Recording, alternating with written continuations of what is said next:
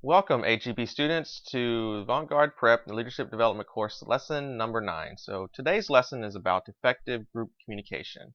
And you may be asking yourself, what is effective group communication? Or you can also see it termed as team communication and such when you're looking and seeing some things out there. Well, more importantly, it's kind of more about how you are delivering the message, how are you communicating to the audience and understanding the various different types within the audience and what they're looking for out of the message. Um, Also, it's like how do you go about, um, you know, the way in which, the sort of strategies in which you're taking to kind of communicate to them just as well. We'll be looking at that. We'll be looking also at different platforms in which you can communicate through with individuals and such. And so this depending on the sort of message you're trying to do and trying to get across to them. Also, we'll look at some things in when you're trying to run a meeting and what to be conscious of and during that time to make it run as effectively as possible and hopefully make you an individual or help you be an individual who is being very productive in those sort of situations. So we're going to continue to move forward here. And first thing we kind of talk about is just the benefits to effective group communication, or as I said, team communication. You can kind of look at it interchangeably and such. But some of this we've discussed before a little bit. It might be a little bit recap, but one of the things is just efficient action and better production. Being able to kind of be clear and concise in the things in which you're saying, being able to have everyone kind of on the same page will help everyone to kind of move along and to know what they're doing and to move at it in a productive manner. So it kind of really cuts down on time lost through misinterpretation. A message that is delivered poorly due to a breakdown in the communication, that can cause someone to take incorrect action. And with that incorrect action, someone has to stop, make the correction, and with that, that just delays things and makes for more an inefficient process. So that's the sort of thing that can be quite helpful to that. And then, by being efficient, the better production and things in which you're achieving and getting out of it, the more in which you're able to accomplish as a group. Secondly, is kind of encouraging, input. So if you have that sort of open environment, dialogue that can be to and from everyone and such, that helps the team members to feel more confident. It helps them to feel that their opinions will be heard within the group and that they'll be seriously taken into consideration. Also, as well, it helps to utilize all your internal resources to solve an issue or get a project completed. So by going out and tossing these sort of issues out into the group, getting that feedback from them, and others may have ideas about how to solve that would be more effective than what you may have thought of originally. Third reason is just more innovation, and being adaptable in a sense. And just as I kind of finish that off is that, as you're putting things out there to the group, someone else may have a better idea as to how to do this, to kind of be a bit more innovative with it. They may find a more faster, maybe even creative method in how to solve the issue or something of that nature. Or as I kind of mentioned in some previous lessons, is that by having that, the dialogue within the group, the fact that the innovation is taking place, that you're not doing the same thing over and over and over again, that you're kind of evolving with the needs of the group and with your constituents and your audience and such, and that you're being better, you're meeting their needs in a better fashion, and just as well as being adaptable and such. So when things are changing, when the dynamics of things on the outside are changing for one reason or another, whether that's due to personnel or whether that's due to actual policies and things that are changing, or just because the group of individuals are changing, you're being more adaptable to that, and you have more input into to responding to those needs and such. And then lastly, it's just being transparent. I think you hear a lot of that and such, especially you're talking about, government being more transparent, other organizations trying to be more transparent, they're trying to reveal their intentions of what they're doing. And with that, they're not trying to, be sneaky or, try to do things underhanded or anything of that nature. And that's the sort of thing you want to have, is that, the sort of decisions in which you're making as a group and that others can fully understand to the logic of why you're making those decisions. So what we're looking at next, and which is kind of more importantly, is the communication styles and such. This is going to kind of tell you a little bit more about the individuals and more kind of how they choose to receive information and take it in and such, and how they also choose to give out information. When you're presenting to groups, it's important to try to hit on as many different ones as possible, and with that, that way, you're trying to be more open to the fact of that others are, will take in things and hear things and see things differently than from what you may actually present in some ways, or what you're trying to communicate.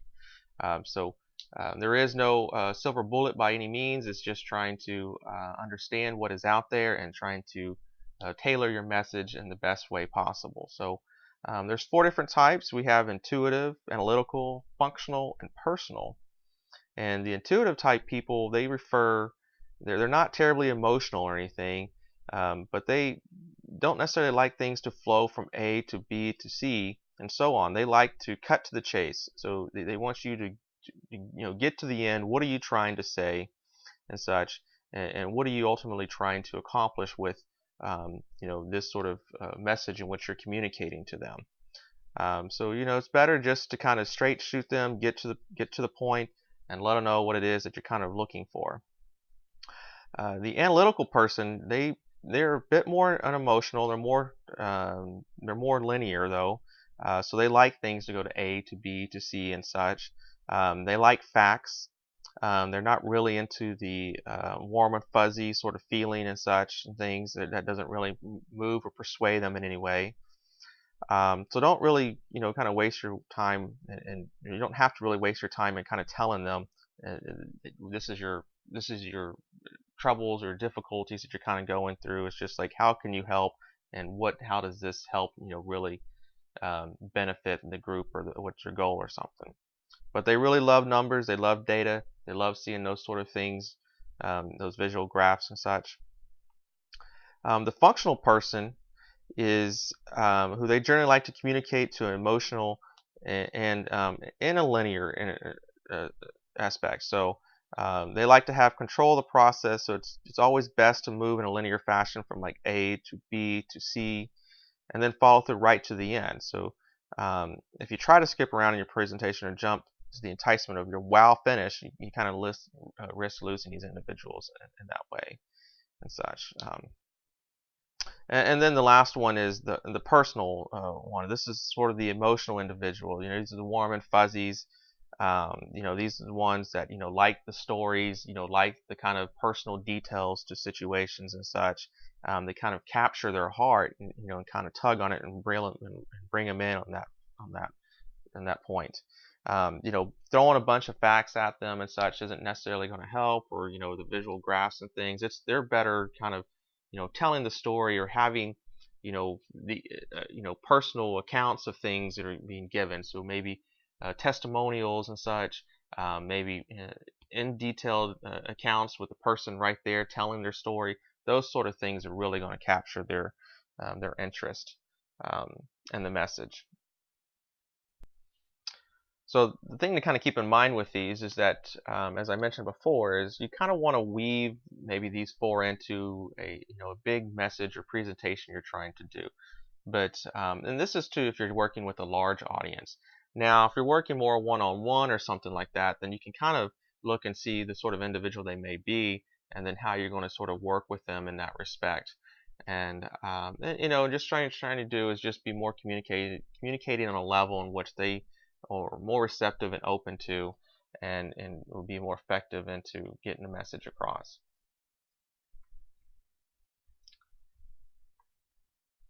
One thing you really want to do is be able to adapt your communication style and kind of understand what you can do to the individual situation, because although you may have these sort of different personalities and the various types to kind of communicate through, or what you typically see, but each situation is different, and it's kind of good as a person who's going to be a leader and is expected to kind of to do a lot of communication with the various groups and such, that you understand what the situation is like and how to go about through it. So you know, remember the time and the place and matter and such. If it's a more formal discussion or if it's more of a serious matter and the sort of tone and things and how you're addressing it, certainly, there's more attention in which it needs to make sure that you're not, doing anything that will set the group back and such. Make sure you identify your goal. Know the purpose of your interaction, and so you can adapt your communication effectively. Also, if you want to build a friendship with a colleague, you may invite them out for a cup of coffee or ask them to join you for lunch. But if that's just something that's a little bit more of an informal an example. If you're trying to build a more formal relationship and such, maybe it's going into their office and meeting with them or something of that nature. Know your audience. Kind of be sure you understand who you're working with, what's the sort of knowledge level in which you have or they have of the subject matter. Also, kind of see what maybe the different various personalities and such. One of the things I kind of like to do, especially when I'm doing big group presentations, is to kind of maybe ask 2 or 3 questions in the beginning, kind of poll the audience to see where they are at with their knowledge, kind of understand what group I'm working with and such, and give me a better idea how I may have to make some changes on the fly on what I'm trying to communicate during that presentation. Also, kind of consider the method of communication and such. So, whether it's through a meeting or something, or through a speech, or maybe it's through email or some other platform in which you're trying to communicate things. Trying to understand those in which you're using, and also be very conscious of the sort of type of language and words in which you're using and the tone in which you're using and such. Obviously, if it's going to a bigger group of individuals and it's in the message that needs to be communicated, maybe you're looking for something that's a little bit more formal. If it's something more of a social media platform or even through text messaging or something, then you obviously have the ability to be a little more informal with that. Once again, kind of watch your words and such. Choose words based on the individuals in which you're communicating with, and maybe the kind of education level in which you're communicating with and such. The sort of jargon in which you're using. So if you're communicating with your friends, you can be a little bit more relaxed in your communication. If you're having to communicate with older individuals and such, well, then you know that you have to be a little bit more professional in the writing and the way in which you're addressing them and such through that. And then as well as that, there may be jargon which you use within your group. Make sure that you're not carrying that outside of that, and that other people will be kind of questioning what you're trying to say. Once again, trying to be the body language that you use, making sure that you're making good eye contact, you're making, using hand gestures in a sense, but not too much. Also, make sure you kind of watching the sort of personal space in which you have with individuals and such, that you're not being too close or just as well with that. And then also watching kind of what you're doing, what you're just your facial expressions too with things when you're trying to communicate that message. And then lastly is just the feedback that you may get from it. We all go through it, and it's something that I'm continuously looking at as well. Is when I'm delivering a message, is how well did it come across, and if there are things in which I could have done better, just as well as maybe some new ideas and such that they may have for me to kind of to go about presenting the message in a better way.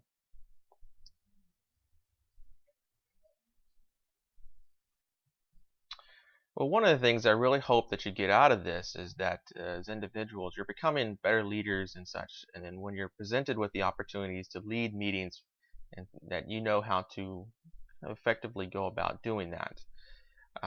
One of the first things that I always really suggest is having an agenda. Creating an agenda of things and items in which you're supposed to talk about, things and action items you're supposed to address, and questions in which you may have that need to be resolved within that meeting. One of the things it kind of really does, it gives the group a better understanding of what's to be discussed for that day, what sort of questions to be asked, but also gives them something to kind of work through and some direction and guidance and such. I don't know how familiar you all are with creating agendas and such, or how many you've been involved in meeting environments that had agendas. But if you have any direct influence over that, I really strongly encourage you to create agendas, and that may involve different committees giving reports and things, just as well as different tasks that need to be done, and maybe who's kind of assigned to those tasks and giving updates and those sorts of things. But sort of keeping those things in mind. With that as well is that you want to make sure you communicate in advance. Even if you create, it's always best to come up with an agenda probably at least a couple days before and prior to the meeting, and then sending that out. Allowing others to have an opportunity to kind of comment on the agenda, maybe to add additional items to it or something, and just as well as they understand what they're going to be walking into, and kind of come somewhat hopefully mentally prepared on what needs to be discussed and how they're going to choose and use their time when it's their time to discuss and talk about things. Other things in meetings, you really want to respect their time. So you want to start on time as close as you can, and you want to kind of finish on time as close as you can. Be respectful for what other people have made going on before and after the event. Also, you want to make sure you're utilizing that time as well as possible. If you only have an hour to meet, then you want to get through as much as you can. There have been instances where I've been involved with meetings when we're given an hour, and it feels like we're barely moving through the meeting and such, and we're not getting nearly as much accomplished as we should. And as the leader, it's really up to you to kind of control the pace of things, being able to shut down sort of certain arguments, or not arguments, but discussions when they're taking place, and being able to kind of come to some sort of agreement, or whatnot, and move on from that item and moving on to the next one. So it's your job to keep the flow of the meeting going. Next is just kind of reaching consensus. In these meetings, you hope that that's what your goal is to reach some sort of consensus, come to some sort of conclusion. This is the action we're taking. This is the decision we've made, and this is what we're going to do. And, you want to have meetings. Meetings are good for having discussion and debating things out, but you can't allow it to go along so where it interrupts and interferes with how much you're actually accomplishing. And then lastly, when you're closing down the meeting and you're finishing it, taking the last few moments to summarize what's been accomplished. What did we do today? So that everyone understands this is the page in which we're on. And then lastly, any action items. So, Jane, you're supposed to go and and find a speaker of this. John, you're supposed to go and look at these different activities or something. They have a clear understanding what they're supposed to do, and that this action item needs to be completed before they come back to the next meeting, so that you can continue to move the ball forward. So it's something I really do encourage you kind of to look at and to practice. I hope that you have the opportunities to kind of put this into play, and if not, especially when you get into college, you're going to find yourself that's a lot of organizational meetings and executive meetings that are taking place, and this is really kind of setting you up for when you do enter the workforce.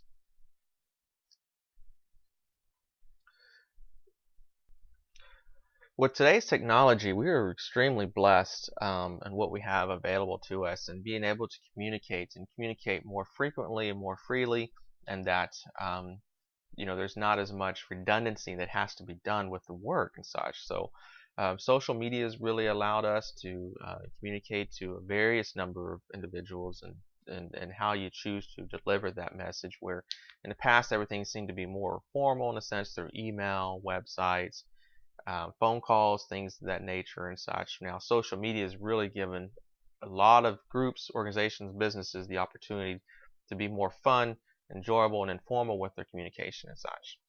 And another thing is Dropbox, looking at way to share information between various groups. All of you can be working on one document and such, and not having to repeat or anything of that nature. You can have 4 or 5 people working on one presentation in PowerPoint or something of that nature, and will work just as well. And most importantly, the Dropbox is free, and something in which you can do, and strongly encourage you. And plus, you can keep your information organized with you, and can go anywhere with you where you have some sort of internet access. Other one I didn't really see it put on here and I forgot was Prezi and such. The way you can do the presentations and such, and those can be shared between multiple individuals just as well. For trying to schedule meetings, looking at Doodle, having instead of sharing a bunch of email messages or text messages across to one another and such, you have Doodle, you just put it out there, send everyone the link, they go out there and they can indicate, oh, I'm available this time, and this time, and then by group consensus, you can see who's available um, at the most frequent date and such. So, um, really and strongly encourage you to kind of begin looking at ways and utilizing technology in this fashion that can help you be a better communicator, a better organizer, and more than anything, it's just cutting down on maybe some of the frustrations that people may have when they're trying to get together and such. All right, we can with that. All right, so what I try to do, is before each end of each lesson is try to give you a inspirational quote that will certainly help to kind of summarize a lesson and just as well as to give you something to look forward to and to move on with. Today's is from Jim Rohn, in which he says, effective communication is 20% of what you know and 80% how you feel about what you know. So I think what he's really trying to say there is that you may know a lot of information and such, but if you don't feel great about it, if you don't feel confident about it, if you don't feel passionate about the sort of message in which you're trying to communicate, I think that's going to come across to others, and they're going to understand that it may not they may not get behind your message as well as you wanted them to. So thank you again very much. I'm looking forward to working with you all on this next set of concepts and such. Got a number of activities that are planned for class that I feel that are quite well in reinforcing these sort of messages. So thanks again. Have a great day.